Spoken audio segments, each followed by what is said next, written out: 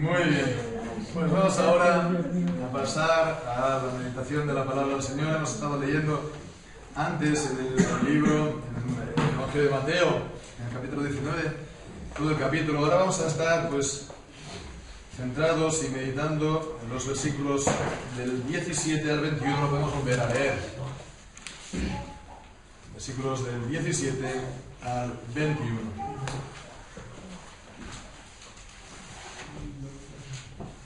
Que sí, la palabra del Señor. Y llevando su cruz, salió al lugar que se llama lugar de la calavera, el cual en hebreo se llama Gólgota, donde lo crucificaron, y con él a otros dos, uno a cada lado, y Jesús en medio. Y escribió también Pilato una inscripción que puso sobre la cruz, y el escrito era: Jesús el Nazareno, el rey de los judíos. Y muchos de los judíos leyeron esta inscripción porque el lugar donde fue crucificado Jesús estaba cerca de la ciudad, y estaba escrito en hebreo, en griego y en latín. Y dijeron a Pilato los principales sacerdotes de los judíos: no escribas el rey de los judíos, sino que él dijo: soy rey de los judíos. Respondió Pilato: lo que he escrito, he escrito. Y cuando los soldados hubieron crucificado a Jesús, tomaron sus vestidos e hicieron 4 partes, para cada un soldado una parte, y la túnica. Mas la túnica era sin costura, toda tejida desde arriba. Y dijeron entre ellos: no la partamos, sino echemos suertes sobre ellas de quién será, para que se cumpliera la escritura que dice: repartieron entre sí mis vestidos, y sobre mi vestidura echaron suertes. Y los soldados hicieron esto. Estaban junto a la cruz de Jesús su madre y la hermana de su madre, María, mujer de Cleofás, y María Magdalena. Y cuando vio Jesús a su madre y al discípulo que él amaba, que estaba presente, dijo a su madre: mujer, he ahí tu hijo. Y luego dijo al discípulo: he ahí tu madre. Y desde aquella hora el discípulo la recibió en su casa. Después de esto, sabiendo Jesús que todas las cosas estaban ya consumadas, para que la escritura se cumpliera, dijo: tengo sed. Y habiendo allí una vasija llena de vinagre, entonces ellos empaparon de vinagre una esponja, y poniéndola en un hisopo, se la acercaron a la boca. Y cuando Jesús tomó el vinagre, dijo: consumado es. Y habiendo inclinado la cabeza, entregó el Espíritu. Amén. El Señor bendiga su santa palabra. La semana anterior, pues, si nos acordamos, era la celebración de la Semana Santa. Semana Santa, pues, ya sabéis que cada año, pues, cambia, ¿no?, la fecha exacta, pero bueno, aproximadamente es siempre en esta misma época, que es la continuación de la Pascua judía, y que se celebra y conmemora, pues, de manera especial la muerte, sobre todo la muerte del Señor Jesús, también su resurrección.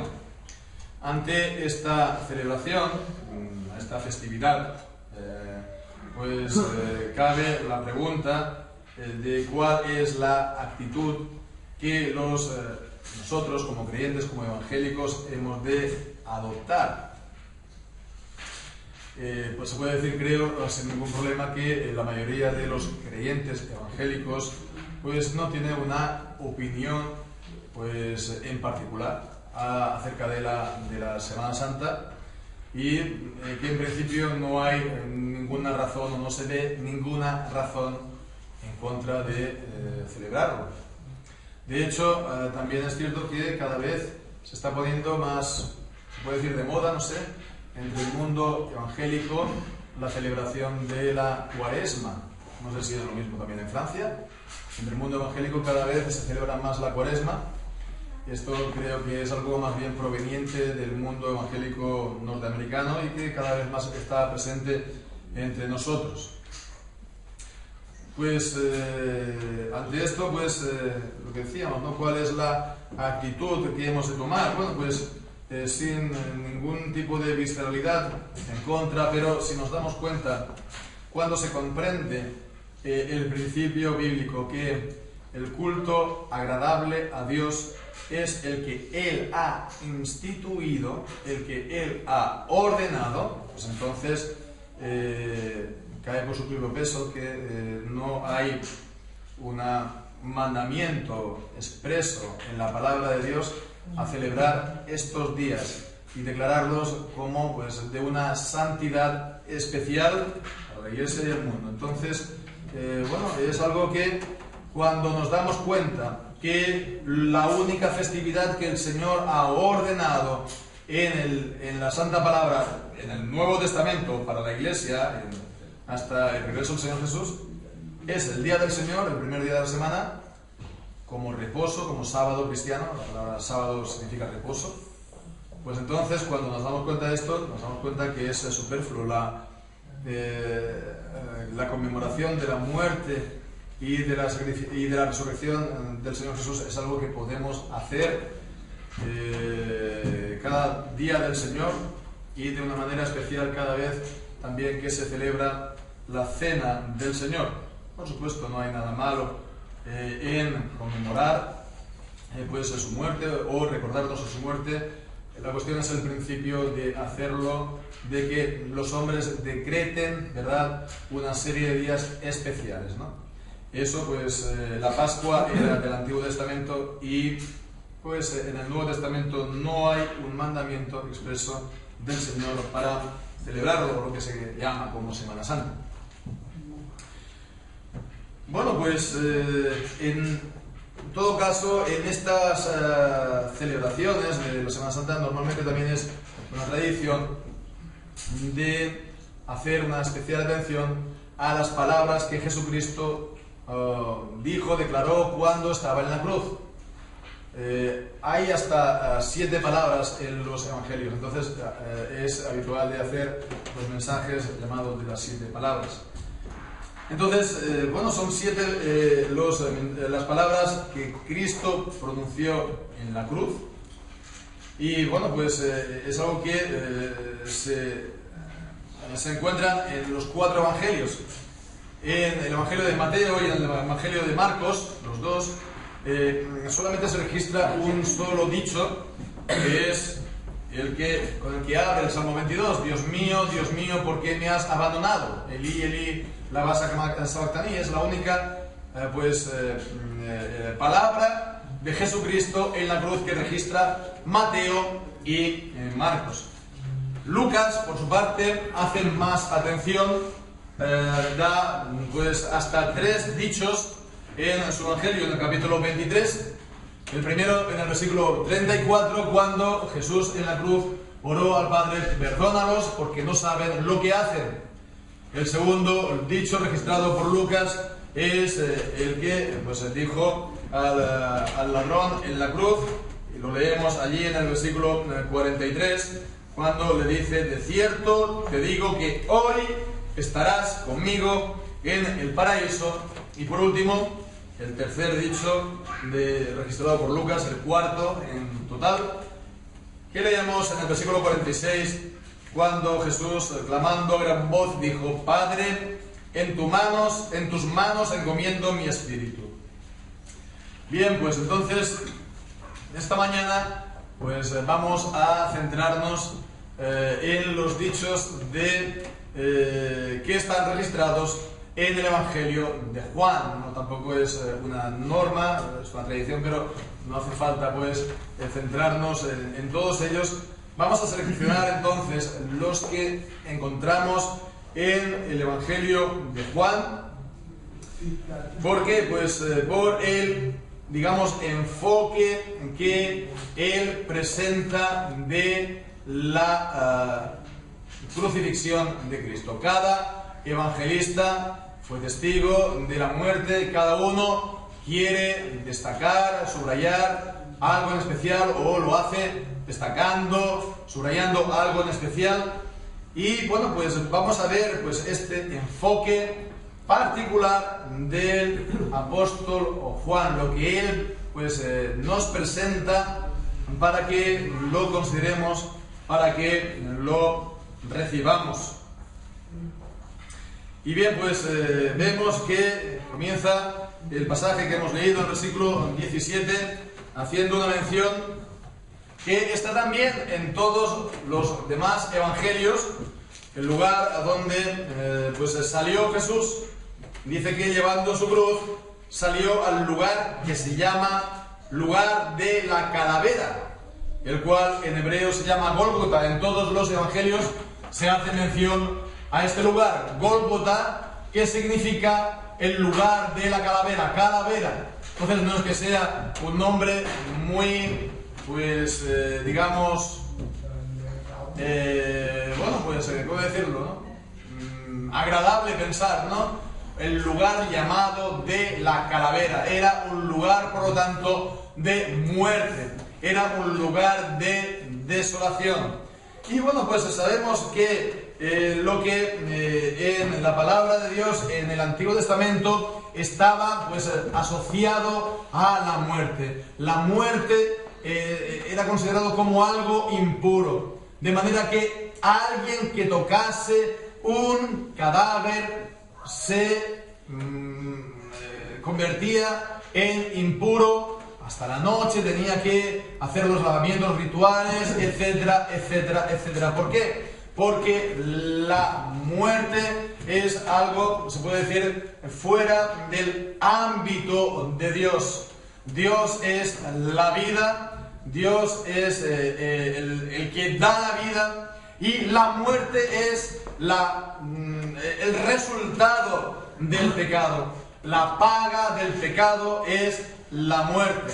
Y la muerte entró en el mundo por el pecado de un solo hombre. Por lo tanto, la muerte está ligada, por lo tanto, al pecado. La muerte está ligada también, por lo tanto, también a la corrupción traída por el pecado, la corrupción interior y también la corrupción física, la corrupción interior del alma y la corrupción, pues, que ha traído a los cuerpos de los hombres que se corrompen y que se mueren, y aún también la corrupción que ha traído a la creación en general, como consecuencia de la maldición de Dios al pecado que leemos en el 3er capítulo de Génesis.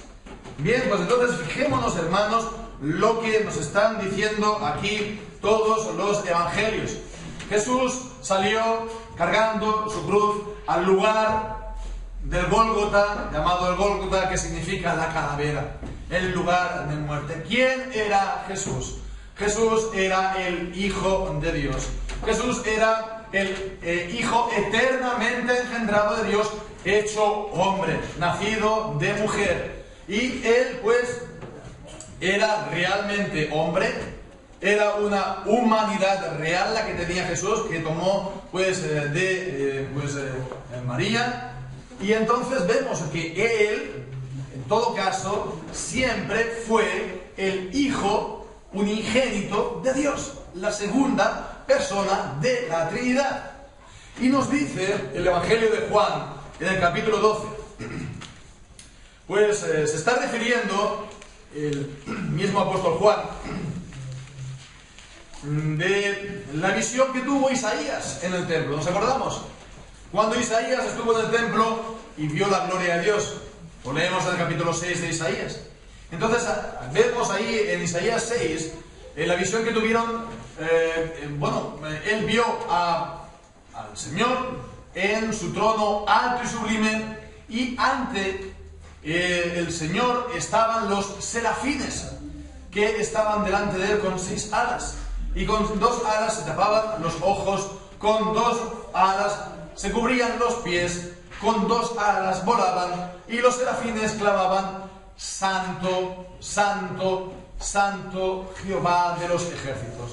Y esta repetición de Santo, Santo, Santo es la manera en el hebreo de expresar el superlativo, el Santísimo, el sumamente santo, es el máximo santo, la santidad misma.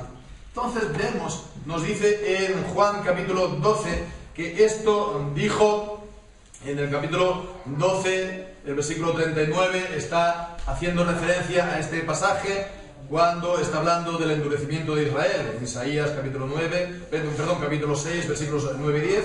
Vemos ahí, está haciendo referencia aquí en el versículo 40, cuando dice: por eso dijo otra vez Isaías, cegó los ojos de ellos y endureció su corazón, para que no vean con los ojos y entiendan con el corazón y se conviertan y yo los sane. Esta es una cita de Isaías 6, 9 y 10. Y dice en el versículo 41: estas cosas dijo Isaías cuando vio su gloria y habló de él. Y cuando está hablando de esto, cuando está diciendo habló de él, se está refiriendo a Jesús. Versículo 36 y versículo 37. Jesús estas cosas habló Jesús y se fue, se escondió de ellos, y aunque había hecho tantas señales delante de ellos, no creían en él. Entonces no hay otra persona, no hay otro sujeto. Entonces vemos que fue a Jesucristo, al Hijo, antes de la encarnación, al Hijo unigénito, pero es la misma persona, por lo tanto se puede llamar Jesucristo. Entonces él vio al Hijo sentado en el trono, y él es el Santo, Santo, Santo, y aquí lo vemos que lleva su cruz, sobre la cual él va a morir en el lugar del Gólgota, el lugar de la calavera, el lugar pues de la inmundicia y de la impureza, del pecado y de la muerte. Y esto es para cumplir los propósitos de salvación de Dios, por el cual pues leemos en 2 de Corintios capítulo 5 que el que no conoció pecado porque era santo, el santo Hijo de Dios, por nosotros el Padre lo hizo pecado. ¿Para qué? Para que nosotros, que somos pecadores, que hemos nacido en el pecado, que somos inmundos en nuestro pecado, seamos hechos justicia de Dios en él, por este intercambio glorioso de la salvación. El santo se hace pecado delante de Dios, para que nosotros delante de Dios podamos ser justos y santos. Y santos. Porque lo contrario de la inmundicia y la impureza es la santidad. Así que no solamente el Señor pues nos declara justos en su justificación, sino que también nos transforma y nos santifica cada vez más para ser como Él. Pero continuamos con el texto que tenemos delante, y pues vemos lo que nos sigue diciendo, donde lo crucificaron con él a otros dos. Esto pues sobre todo lo desarrolla más el Evangelio de Lucas, y continúa pues diciendo también el detalle de la inscripción que pusieron, que le colgaron sobre su cabeza en la cruz, que era la causa por la cual él moría, la causa judicial, la acusación por la cual él moría. Entonces lo leemos esto en el versículo 19. Esto es algo que también está en todos los evangelios, este mismo detalle de la inscripción. Y leemos allí en el versículo 19 que escribió también Pilato una inscripción que puso sobre la cruz, y el escrito era: Jesús el Nazareno, el Rey de los judíos. Se nos dice en el versículo 20 que estaba escrito en hebreo, en griego y en latín, por lo tanto era una inscripción universal, ¿no? Para que todo estaba hecho en todas las lenguas que se empleaban, además del arameo, en Palestina, en Israel. Entonces vemos es la causa por la cual él moría. ¿Cuál es el enfoque particular, si lo hay, de Juan en cuanto a este punto de la inscripción? Pues fijémonos, hay dos puntos. El primero es que Juan es el único que recoge la reacción de los judíos. Cuando en el versículo 21 le dicen los principales sacerdotes a Pilato: no escribas el rey de los judíos, sino que él dijo: soy rey de los judíos. Vemos ahí una pequeña diferencia. Entonces ello significaba lo que había puesto aquí Pilato. Él había puesto que la causa por la que él moría era porque era el rey de los judíos. Por lo tanto, él había reconocido y estaba reconociendo públicamente que él era el rey de Israel. Y de esa manera les estaba también acusando a ellos porque ellos eran quien lo habían entregado a la muerte, habían preferido un malhechor en su lugar, a Barrabás. Entonces, les estaba acusando de que ellos eran rebeldes, ellos eran insumisos, ellos estaban transgrediendo su autoridad. Que ellos incluso habían comprendido quién era Jesús y que no por ello dejaban de matarlo. Es como la parábola, ¿verdad?, de los labradores malvados. Es algo sorprendente. En Mateo capítulo 21, ahí tenemos la parábola que está resumiendo los siglos de la historia de Israel, en la cual el pueblo se apartaba y el Señor enviaba una vez tras otro a sus siervos los profetas. Pero al final ellos no le hacían caso a los profetas, y con lo que el Señor quiso enviar al final a su mismo Hijo. En el versículo 37 dice: finalmente les envió a su Hijo diciendo: tendrán respeto a mi Hijo. Mas los labradores, viendo al Hijo, dijeron entre sí: este es el heredero, venid, matémoslo y tomemos su heredad. Es una parábola, pero el punto que estamos viendo es que nos está transmitiendo es que ellos hicieron esto con conocimiento. Ellos fueron testigos de las obras de Jesús, de los milagros, de las señales, y que Él no había hecho ninguna falta, Él no había hecho ningún mal a nadie. Ellos sabían que, por lo tanto, Dios estaba con Él, porque nadie podía hacer estas obras que Él hacía si Dios no estaba con Él. Sin embargo, ellos se endurecieron, tal como está escrito, pero la falta fue de ellos. Así, por lo tanto, aquí vemos, está poniéndose de manifiesto que lo hicieron, por lo tanto, con pleno conocimiento, y que no quisieron ellos recibir esta palabra que les acusaba, que declaraba su pecado. Este es uno de los enfoques particulares de Juan. El siguiente es un pequeño detalle, que es lo que leemos en el versículo 19, el texto de la inscripción mismo, cuando dice: Jesús el Nazareno, el rey de los judíos. Es Juan el único quien presenta el detalle de el Nazareno, que estaba escrito el Nazareno. Entonces vemos que Nazareno era un título profetizado de Cristo. Esto lo vemos en Mateo, en el capítulo 2, cuando Jesús tuvo que huir, cuando era bebé, a Egipto por la persecución de Herodes, y volvieron por revelación de Dios a Israel. No fueron a Jerusalén, no fueron a los lugares importantes. Él, que era el rey de los judíos, no fue a la capital para reinar. ¿A dónde se fue? A un lugar llamado Nazaret de Galilea, el lugar, digamos, más apartado, más despreciado. La gente decía: de Galilea puede venir algo bueno. Inquiere si ha venido algún profeta de Galilea.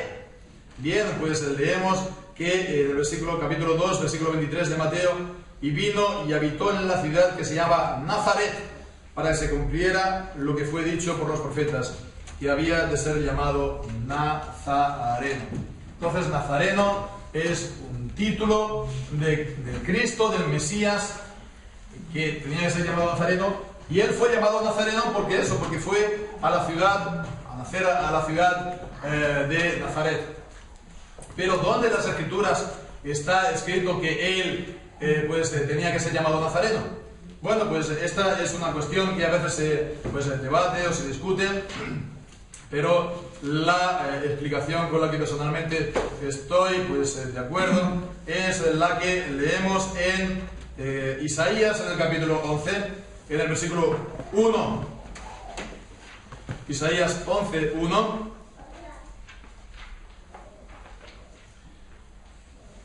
Es una profecía, por lo tanto, del Mesías, y ahí pues leemos: saldrá una vara del tronco de Isaí y un vástago retoñará de sus raíces. La palabra vástago en hebreo es el ser de la cual está relacionado pues nazareno, el ser nazareno. Entonces pues él tenía que ser el vástago, el rebrote de ¿qué? De Isaí. ¿El rebrote de qué? Del reinado de David, que había sido cortado, que había sido cortado siglos antes. Él sería el rebrote, el vástago, el renacimiento del reinado de David, porque él sería el rey de los judíos. Entonces vemos que él fue, sí, el vástago del reinado de David, pero fue llamado nazareno porque fue a habitar al lugar más lejano, porque fue a habitar al lugar, pues, de Nazaret. No a la capital, al lugar del rey, sino al lugar, pues, apartado, a lejos, ¿verdad? Allí, pues, él se ganó el nombre, por así decirlo, de Nazaret. Y ahora vemos al rey, al vástago del tronco de David, pues, en la cruz, en el Gólgota. Pero esto, como vamos a ver, no es el lugar y el momento de su derrota, sino que al contrario es el de su exaltación. Pero continuamos pues viendo el texto, lo que nos dice acerca de la crucifixión de nuestro Señor. Y leemos entonces aquí en el versículo 23 y 24 pues este pasaje, hecho que los soldados que crucificaron a Jesús tomaron sus vestidos e hicieron 4 partes, lo dividieron, ¿no? Una parte, ¿no? Se dividieron, se rifaron, bueno, digamos, pues fue como si fuera el botín, el despojo, como cuando leemos en el Antiguo Testamento que habían batallas y después iban a recoger todo lo que podían, las armas y todo lo de valor de la gente que había muerto. Bien, pues entonces fijémonos, ¿no? El Hijo de Dios, le iban a quitarlo todo en el momento en el que él iba a entregar su vida. Todo pues se lo repartieron, y también se dice el detalle de que la túnica suya, la túnica que era pues seguro la prenda de más valor, que era de una sola tela, sin costura, pues entonces esta no la cortaron, no hicieron 4 trozos, porque eso tendría que ser cortarla, entonces se la rifaron. Entonces, bueno, pues cómo ver pues también esto el hecho de que se repartieran, y sobre todo que no cortasen la túnica, ¿verdad?, del Señor Jesús. Bueno, pues sabéis que a la hora de interpretar la Biblia, hay una manera de interpretar la Biblia que puede parecer en principio interesante, en principio espiritual, ¿no? Que es la alegoría, ¿sabéis? La palabra alegoría, o la manera de alegorizar, es decir que, pues no sé, pues estás viendo un texto hipotético, por así decirlo, de la escritura de una fuente que tiene 3 caños, y dices que eso fue una profecía o una enseñanza, y se enseña la Trinidad, ¿no? No, es una fuente y tiene 3 caños, ¿no? Entonces, la persona que vivió de esa fuente, pues vivió de una fuente que tenía 3 caños y ya está. Entonces, la alegoría es intentar buscar un significado que no está presente en el texto, un significado oculto, un significado en principio que puede parecer más, entre comillas, espiritual. Y esto es lo que también muchas veces ocurre en los evangelios, en la vida de Jesús, e incluso en este texto. Cuando habla de que no se cortaron la túnica de Jesús, también se alegoriza y tradicionalmente la Iglesia Católica Romana, pues también ella es realmente maestra, o lo fue en su día, de la alegoría. Y pues decía que, bueno, pues hay que tener cuidado porque de no cometer cismas que rompen la Iglesia de la misma, pues haciendo referencia a la túnica de Jesús, ¿no? Y bueno, pues es cierto que no hemos de cometer cismas, ¿no? O dividir la Iglesia, pero bueno, ahí está el texto, por ejemplo, de Efesios capítulo 4, versículos 1 y siguientes, que leímos ayer, ¿no? Que está hablando de guardar, solícitos en guardar la unidad de Dios, la unidad del Espíritu, en el amor, está hablando de una fe, de un bautismo, etcétera, etcétera. Entonces vemos, hay otros lugares que podemos hablar de la unidad de la Iglesia, sin hacer referencia, por lo tanto, a este pasaje de la túnica de Jesús. Entonces, evidentemente eso es también como ellos conciben pues la Iglesia. La Iglesia la conciben como el cuerpo de Jesús, pero un cuerpo casi literal, ¿no? Es la misma persona. Pues entonces vemos, es una manera más, entre comillas, mística, más, entre comillas, espiritual, pero que en realidad está pues tratando la Escritura, no voy a decir de cualquier manera, pero sin tener en cuenta lo que ella pues nos dice, ¿verdad? Entonces no hay que buscar tampoco aquí significados mucho más allá de este texto. En todo caso nos tenemos que quedar con lo que el mismo texto nos dice. ¿Y cuál es esto? La explicación que se nos dice en el versículo 24. Dijeron entre ellos: no la apartamos, sino echemos suerte sobre ella. ¿De quién será? Para que se cumpliera la Escritura que dice: repartamos entre sí mis vestidos, y sobre mi vestidura echaron suertes. Y los soldados hicieron esto. Es decir, el momento, pues, una de las cosas, de los acontecimientos más humillantes, ¿verdad? Para Jesús, para el Hijo de Dios. Que se repartan, se rifan sus vestidos, aquellos que lo van a matar.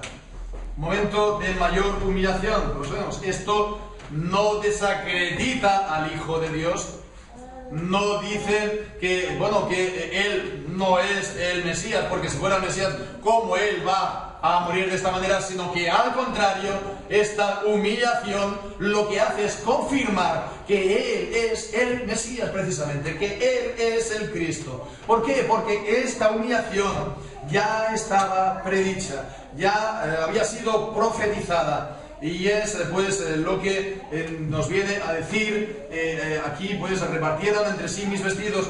Está esto en el Salmo 22, la profecía de la rifa de sus vestidos.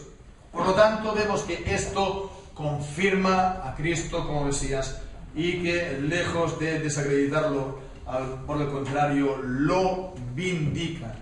Por lo cual vemos que todo lo que los impíos hicieron a Cristo, todo lo que los impíos hagan contra la descendencia del Hijo, que es los que guardan su testimonio y sus mandamientos, Apocalipsis 12, todo lo que hagan contra nosotros, aunque sea lo peor, no esto desautoriza o desacredita la verdad de Dios. Al contrario, la confirma, la vindica. Bien, pues ahora vamos a continuación a ver lo que nos dice la primera palabra registrada aquí por Jesús, por Juan, de Jesús en la cruz, cuando pues vemos en el versículo 26 que cuando vio Jesús a su madre, que el discípulo al que él amaba, que estaba presente, dijo a su madre: mujer, he ahí a tu hijo. Y luego al discípulo: he ahí a tu madre. Y desde aquella misma hora el discípulo la recibió en su casa. Bueno, pues hemos estado hablando de la manera de interpretar la Biblia de la Iglesia Romana, y también tenemos que hablar un poco de lo mismo aquí, ¿verdad? Porque es también, creo, necesario. Sabemos tal vez el sentido que le da la Iglesia de Roma a este texto, ¿verdad? Cuando dice: mujer, he ahí tu hijo, y hijo, he ahí tu madre. pues, ellos dicen que este es el texto por el cual María ahora es la madre de todos los creyentes y todos los creyentes hemos de tenerla a ella como madre. No solamente ella pues, fue la madre de Jesucristo, ¿no? De Dios hecho hombre, pero que ella además ahora es la madre de todos los creyentes de la misma manera que Dios es nuestro Padre, pues ella es nuestra madre y por lo tanto hemos también de honrarla y hemos también de orar a ella, etcétera, etcétera, etcétera. Bueno, pues fijémonos, ¿no? Esto no es tanto una alegoría, ¿no? Aquello era una alegoría, lo de la túnica, esto no es una alegoría. Pero ¿esto qué es? Esto es sacar fuera de contexto y pues darle un sentido también, para darle un sentido que no es ni el de este texto, ni tampoco está en ningún lugar confirmado que tenga que ser así. Si fuese verdad que María pues vaya a ser pues la madre de los creyentes, tendríamos que esperar que en algún otro lugar de la Biblia se dijese claramente y que nosotros pues tendríamos que honrarla como a Dios, nuestro Padre, lo tendría que decir, ¿no? Digamos, en esa hipótesis, hipotéticamente. Si eso fuera así, pues no sería un solo pasaje, pues un poco cogido por los cabellos, como se dice en Francia, ¿no? Sino pues que tendría que estar abiertamente y explícitamente enseñado porque es algo muy importante. ¿Y dónde entonces está en la Escritura que eso es así? En ningún lugar. En ningún lugar de la Escritura vemos esto, pues ni siquiera sugerido. Y entonces aquí, pues lo que nos encontramos aquí en este texto, ¿qué es? Pues es la palabra que él dijo a su madre, y después dice al discípulo que él amaba, es decir, al apóstol Juan, que es pues, simplemente que él estaba dando una palabra de consuelo a su madre pues, física, María, que él pues iba a morir, pero que no se iba a pues quedar desamparada. ¿Por qué? Pues porque el discípulo que la amaba, el apóstol Juan, se iba a hacer cargo de ella.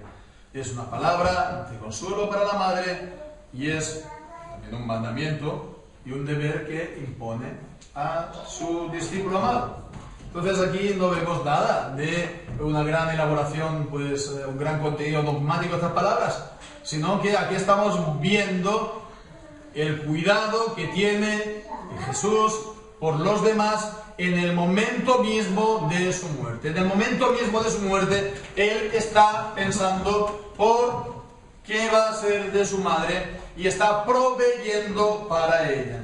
Entonces vemos que Él, en el momento de su muerte, no está tanto pensando en sí mismo, sino que está pues, pensando en los demás.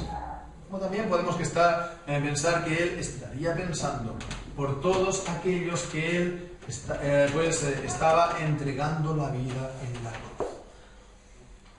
Bien, pues entonces vemos esto, como también podemos ver que, por otra parte, estas palabras de Cristo apuntan a que Él, en el momento supremo, pues Él, por así decirlo, renuncia o corta ya con los lazos familiares en la carne. ¿Por qué? Pues porque si durante su vida terrenal, durante su ministerio, leemos cosas como en Mateo capítulo 11, cuando allí estaba él enseñando y predicando a la multitud y le dijeron a Jesús: tu madre está afuera. Bien, ¿cuál fue la respuesta de Jesús entonces? El capítulo 12 dice pues Jesús: ¿quién es mi madre? ¿Y quiénes son mis hermanos? Y extendiendo su mano hacia sus discípulos dijo: he aquí mi madre y mis hermanos, porque todo el que hace la voluntad de mi Padre que está en los cielos, ese es mi hermano y hermana y mi madre. Durante su vida, pues, Cristo tuvo siempre el hacer la voluntad del Padre pues por encima y por delante de las consideraciones, por así decirlo, familiares. Ya cuando se perdió en el templo, cuando tenía 12 años, le respondió a su madre, dijo, ¿no sabéis que en los asuntos de mi padre tengo que estar? Entonces, para él siempre el Padre Celestial, Dios, las cosas de Dios pasaron por delante de las cuestiones familiares. Las familias, pues es una gran cosa, ¿verdad?, que el Señor nos da, pero desgraciadamente a veces no nos da el que podamos compartir con ellos pues plenamente las cuestiones de la fe. Pero el Señor nos dice que quien ama a padre o madre más que a mí, no es digno de mí. Por lo tanto, pues, vemos que Él, ahora en el momento supremo de su vida, cuando Él va a entregar pues su vida, Él pues no deja pues que a lo mejor el sentimiento de pena, de lástima, de conmiseración al ver a su madre sola y desamparada, pues eso pues le haga pues dar marcha atrás. Él podía haber mandado a legiones de ángeles que lo librasen en ese momento. Él podía pues haber solucionado esa solución de otra manera, pero Él no quiso, porque Él tenía mandamiento del Padre, y Él no iba a dar marcha atrás. Bien, pues vemos esta otra palabra de Jesús en el versículo 28. El versículo 28 es la segunda palabra que registra el apóstol Juan cuando dice, después de esto, sabiendo Jesús que todas las cosas estaban ya consumadas, para que la escritura se cumpliera, dijo, tengo sed. Y por cierto que no es la primera vez que vemos en el Evangelio de Juan que el Señor Jesús tuviera sed. Porque vemos en el capítulo 4, cuando Él estuvo hablando con la mujer samaritana, pues vemos que Él, en el versículo 6, pues se sentó junto al pozo de Jacob, cansado del camino. Era como la hora sexta. Cansado del camino, como la hora sexta, y vino la mujer y le pidió, dame de beber. A continuación, pues se entabló la conversación con la mujer samaritana, en la cual pues él habló de sí mismo y de que todo aquel que tome del agua que yo le daré no tendrá sed jamás. Pero si esto dijo Jesús a esta mujer, dame de beber, es porque él también estaba sediento del camino. Con lo cual vemos la verdadera humanidad de Cristo. Él era verdaderamente Dios, Él era el Hijo unigénito, eternamente engendrado de Dios, encarnado, que tomó verdadera humanidad de María, y Él era verdaderamente hombre. Él era verdaderamente humano. Y nada de lo que es humano, ni en el alma, ni en el cuerpo, le fue ajeno a Cristo. Y Él pasó por penalidades y por sufrimientos del alma, como cuando gritó, Dios mío, ¿por qué me has desamparado? Pero también en la cruz, tormentos físicos, como cuando dijo, pues tengo sed. Y esto dice aquí que es para que se cumpliese lo que decían las Escrituras. Leemos esto en el versículo 28, sabiendo Jesús que todas las cosas estaban ya consumadas, para que la Escritura se cumpliera. A lo largo de todo este capítulo, el apóstol Juan está siempre pues diciendo para que se cumpliera las Escrituras, para que se cumpliera las Escrituras. Vemos este interés particular de Juan, que es común al del resto de los apóstoles, pero él tal vez en un grado un poco mayor. Y vemos entonces que ciertamente se cumplieron las Escrituras, con lo cual la verdad de Dios se vio confirmada. Vemos que esto fue lo profetizado en el Salmo 22, los versículos 14 y 15, cuando dice, he sido derramado como aguas y todos mis huesos se descoyuntaron, mi corazón fue como cera, derritiéndose en medio de mis entrañas, como un tiesto se secó mi vigor, y mi lengua se pegó a mi paladar, y me has puesto en el polvo de la muerte. Este Salmo 22, que es la profecía de los sufrimientos de Cristo en la cruz, profetizando el sufrimiento de su terrible sed. Y leemos explícitamente acerca del vinagre. El Salmo 69, versículo 21, me pusieron además hiel por comida, y en mi sed me dieron a beber vinagre. Y todo esto pues se cumplía en el momento de la muerte de Jesús. Todo esto y todas las escrituras acerca de Cristo, de sus sufrimientos, en especial Isaías 53, todas las descripciones de sus sufrimientos en cuerpo y alma, todas las escrituras que hablan pues también de cómo pues Cristo iba a venir al mundo. Pero fijémonos que incluso desde el mismo comienzo, desde el mismo inicio de la historia de los hombres, desde casi inmediatamente después de caer, Dios ya profetizó los sufrimientos de su Hijo, porque leemos en Génesis, en el capítulo 3, la palabra que dio Dios a Adán y a Eva, y en particular pues a la serpiente, que es el diablo, Satanás, pues en el versículo 14 dio una maldición al diablo, pues a través de Satanás. Dice: por cuanto esto hiciste, maldita serás entre todas las bestias y entre todos los animales del campo, sobre tu pecho andarás y polvo comerás todos los días de tu vida. Y dice a continuación: pondré enemistad entre ti y la mujer, y entre tu simiente, o simiente es la palabra para semilla, también pues se traduce como descendencia, y la simiente suya.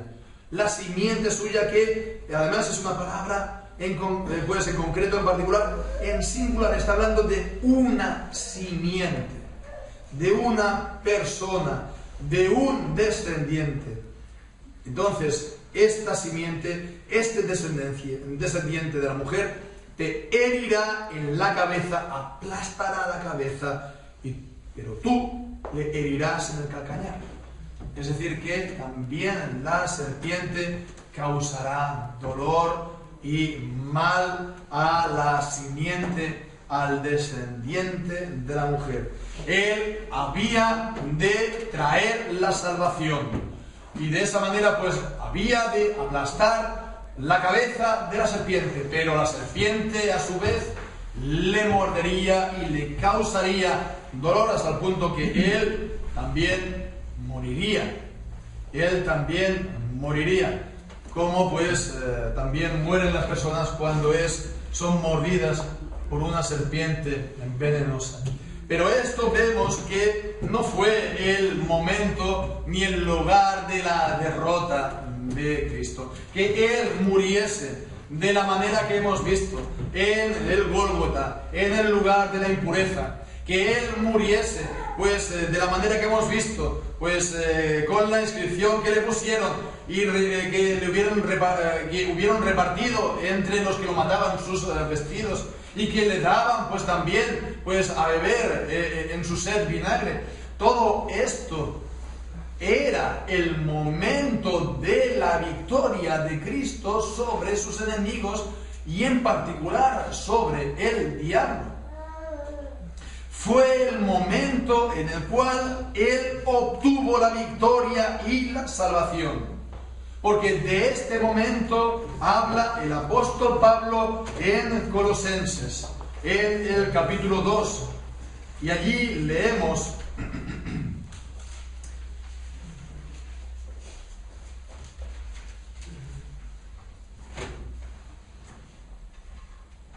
en el versículo 13: a vosotros, estando muertos en pecados y en la incircuncisión de vuestra carne, os dio vida juntamente con Él, con Cristo, perdonándoos todos vuestros pecados.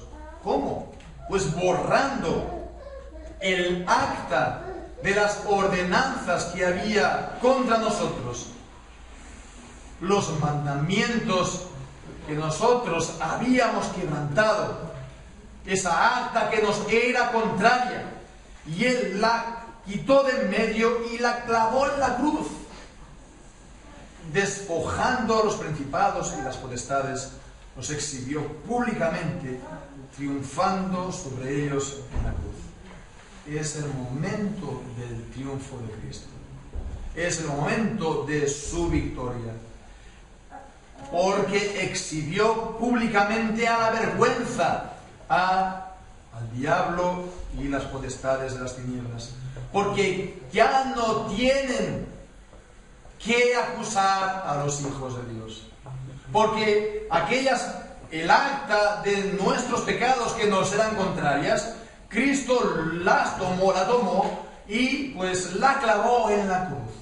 Porque murió por ellas. Murió por esas actas. Y el diablo, que es el acusador, ya no tiene nada que acusarnos. ¿Quién acusará a los escogidos de Dios? ¿Quién los condenará si Cristo es el que murió, más aún el que resucitó, el que intercede por ellos? Porque no quedó muerto, sino que resucitó y ahora Él intercede por su pueblo. Por lo tanto, al haber cumplido todas las profecías y todas las palabras de Dios en la Escritura, Él podía entregar ya el Espíritu y decir: consumado es. Todo se ha cumplido, todo se ha realizado, todas las profecías, toda la voluntad de Dios. Se ha obrado la salvación. Y su muerte, por lo tanto, no es una casualidad, no es una gran tragedia, o un inocente que mataron, los hombres que siempre están matando inocentes. Sí, él era inocente. Sí, fue un crimen lo que hicieron, pero esto fue preordenado por Dios, porque eso fue la obra de la salvación para su pueblo. Entonces, ante esta cruz, uno se tiene que preguntar cuál es su propia relación ante el crucificado. Pues con Cristo se crucificaron dos ladrones, uno a la derecha y otro a la izquierda. Pues desarrolla más Lucas en su evangelio. Y uno pues se reía y se burlaba como los demás. El otro pues confesó que él era verdaderamente justo y pues se encomendó a él y lo reconoció como el rey. Acuérdate de mí cuando vengas en tu reino. También pues vemos que hubo quien lo confesó como el Hijo de Dios en Marcos 15, cuando Cristo realmente moría. Vemos pues que la palabra que dio también a su madre fue una palabra de consuelo, pero obtenemos nosotros un mayor consuelo de la muerte de Cristo. Podemos decir, como dice Pablo en Gálatas capítulo 2, con Cristo juntamente estoy crucificado y ya no vivo yo, mas vive Cristo en mí, y todo lo que vivo en la carne lo vivo en la fe del Hijo de Dios, quien me amó y se entregó a sí mismo por mí. Ahora pues el Señor nos llama, Él nos dice que todo está dispuesto y que por tanto vengamos a Él, y que todo aquel que venga a Él, Él no lo echa fuera. Todo aquel que venga a Él pues comerá gratuitamente y beberá gratuitamente el pan de la vida y de las fuentes de la salvación. Amén.